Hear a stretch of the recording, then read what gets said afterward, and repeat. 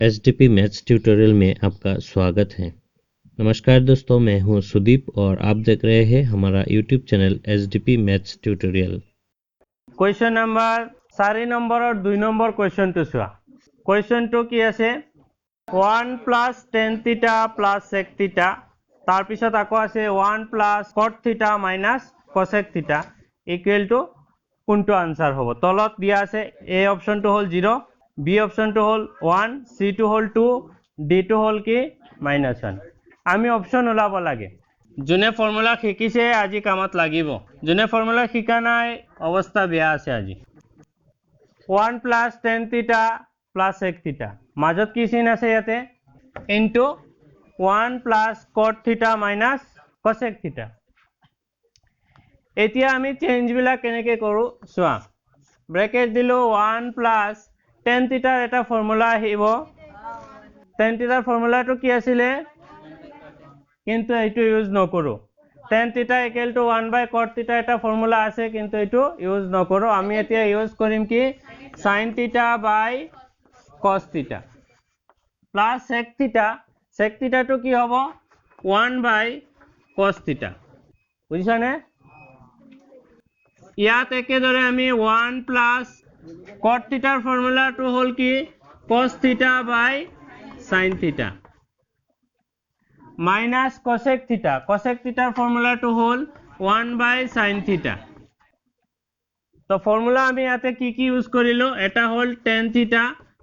যেটো হল কি sin θ/cos θ তার পিছত আমি কি ফর্মুলা ইউজ করিলো sec θ = 1/cos θ তার পিছত cot θ = cos θ/sin θ তার পিছত cosec θ = 1/sin θ ইয়াতে তলত ছোৱা cos θ আৰু cos θ আছে cos θ আৰু cos θ আহিব লসাগু 1 + sin θ/cos θ + 1/cos θ আছে দুটাৰে তলত ছোৱা cos θ আছে তো আমি ইয়াতে লসাগু লম কি cos θ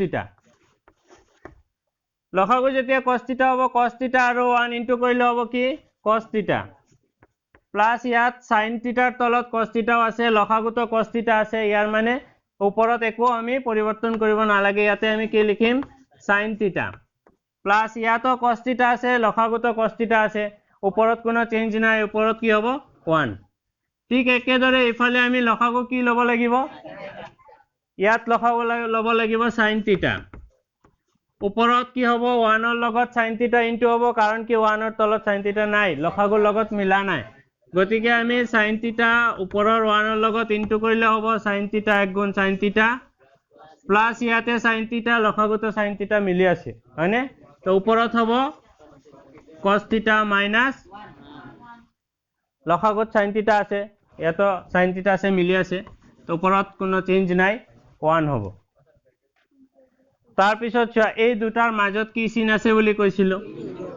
এই দুটাৰ মাজত আছে ইনটু sin আৰু ইয়াতে cos θ আৰু sin θ আমি তলে তলে ইনটু কৰিম তলৰ দুটা তো ইয়াতে ইনটু কৰিলে হ'ব কি cos θ sin θ আৰু ওপৰৰ বস্তুখিনি আমি লিখি দি আছে একেলগে cos θ sin θ 1 ব্র্যাকেটত লিখিম আকৌ sin θ ইয়াতে cos θ টো আগত লিখি দিও কোনো কথা নাই কিন্তু cos θ আমি আগত লিখিব পাৰিম প্লাস আছে নহয় ইয়াতে আমি cos θ টো আগত লিখি আছো কাৰণ এই ফালৰ cos θ আৰু sin θ লগত মিলাবৰ কাৰণে এফালে আগতে cos θ আছে তাৰ পিছত sin θ আছে সেই কাৰণে ইয়াৰ লগত মিলাবৰ কাৰণে আমি কি কৰিম আগতে লিখিম cos θ তাৰ পিছত লিখিম প্লাস sin θ তাৰ পিছত লিখিম -1 ব্ৰ্যাকেট বন্ধ ইয়াৰ পিছৰ লাইনত আমি কি কৰিব লাগিব তলত থাকিব সেম cos θ sin θ এতিয়া এটা ফর্মুলা পাইছিলো ফর্মুলাটো হল a + b * a - b এই ফর্মুলাটো কি আছিল a² - b² তো ইয়াত চোৱা ভালকে cos θ + sin θ ইমান লৈকে আমি লব লাগিব a আৰু 1 টো লম কি b ইয়াতেও cos θ + sin θ লৈকে হ'ব a আৰু 1 টো হ'ব কি b তেতিয়ালে চোৱা ইয়াতে a + b a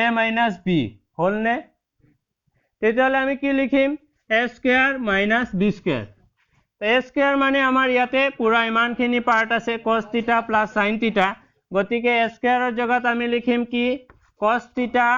plus sin theta whole square তাৰ পিছত b স্কয়াৰ মানে হল 1 স্কয়াৰ মানে ইয়াত b টো হল 1 তো ইয়াত হৈ গল আমাৰ a square minus b square তাৰ পিছৰ লাইনত কি কৰো লসাগুটো সেমে হ'ব ইয়াতে তলত cos থিটা ইনটু sin থিটা আৰু ওপৰত চোৱা ইয়াতে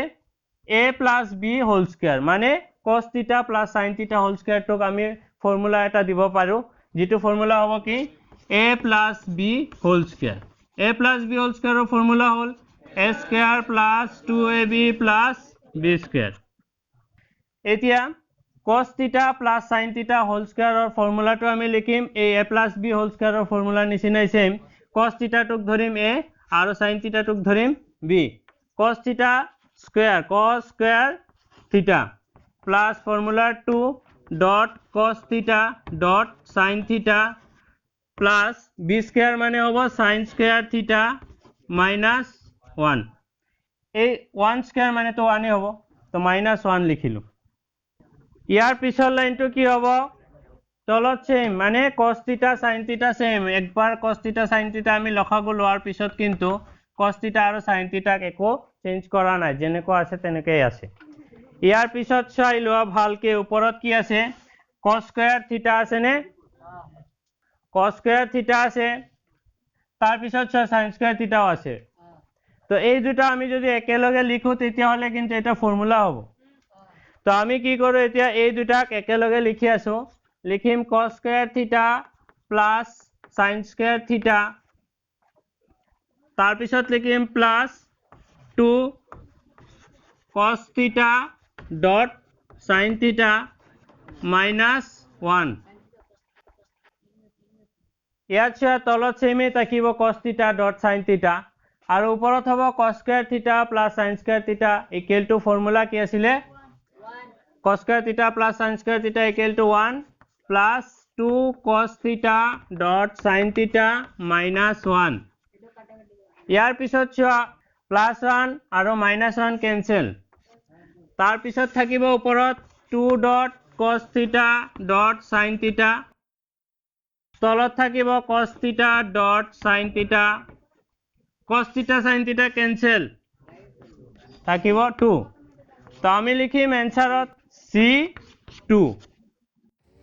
আশা কৰো সবৰ বুজা হ'ল आई होप आप लोगों को ये वीडियो अच्छा लगा थैंक्स फॉर वॉचिंग